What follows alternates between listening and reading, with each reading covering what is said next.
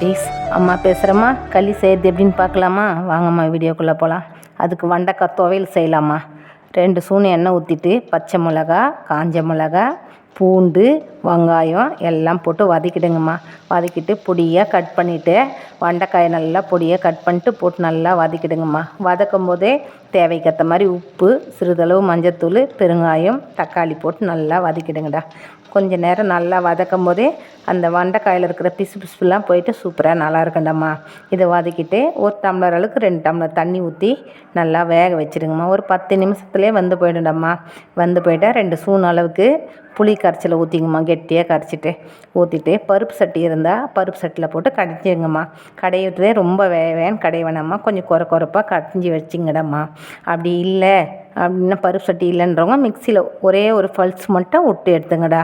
எடுத்து வச்சுட்டு சூப்பராக கடைஞ்சி எடுத்து வச்சுருங்க. எடுத்து வச்சுட்டு 2 ஸ்பூன் அளவுக்கு எண்ணெய் ஊற்றிங்கம்மா. வடகம், காஞ்ச மிளகா, பச்சை கறிப்பில் போட்டு தாளிச்சிடுங்கடா. தாளிச்சி எடுத்து ஓரமாக வச்சுருங்கடா.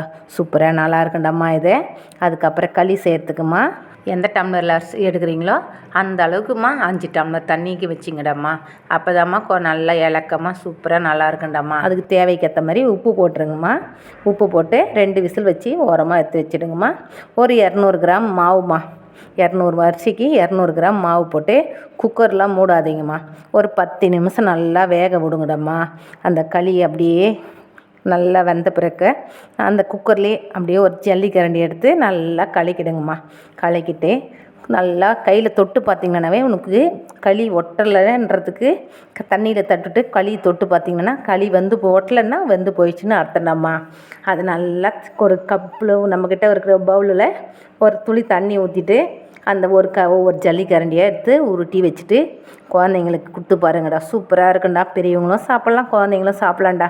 சூப்பராக நல்லா ஹாட் பாக்ஸில் எடுத்து வச்சுடுங்கடா. இது கூட மீன் குழம்பு வச்சு சாப்பிட்லாம். வெண்டைக்காய் கடைச்சல் சூப்பராக நல்லாயிருக்கும். கீரை குழம்பு சாப்பிட்லாம், மட்டன் குழம்பு சாப்பிட்லாம்டா, நல்லாயிருக்கும். இது எங்கள் ஊர் பக்கம்லாம் கிராமத்தை பருப்பு வெந்தி குழம்பு சொல்லுவாங்க. அந்த வெந்தி குழம்புக்கும் இந்த களிக்கும் அவ்வளோ சூப்பராக நல்லா இருக்குண்டாம்மா.